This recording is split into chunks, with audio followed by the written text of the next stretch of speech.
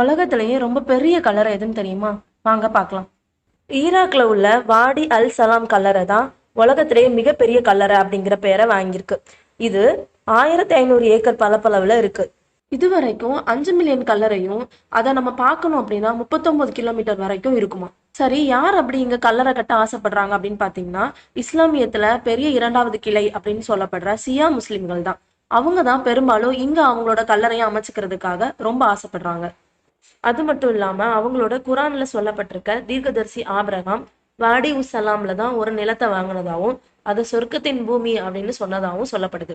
ஈராக்ல போர் நடந்துட்டு இருக்கும் போது ஒரு நாளைக்கு 250 உடல்கள் வரைக்கும் இங்க அடக்கம் பண்ணப்பட்டிருக்கு.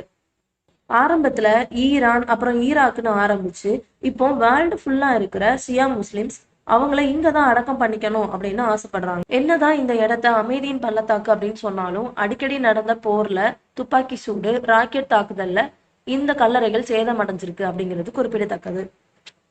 இது மாதிரி இன்ட்ரெஸ்டிங்கான விஷயங்களுக்கு என்னோட சேனலை சப்ஸ்கிரைப் பண்ணுங்க. தேங்க்யூ.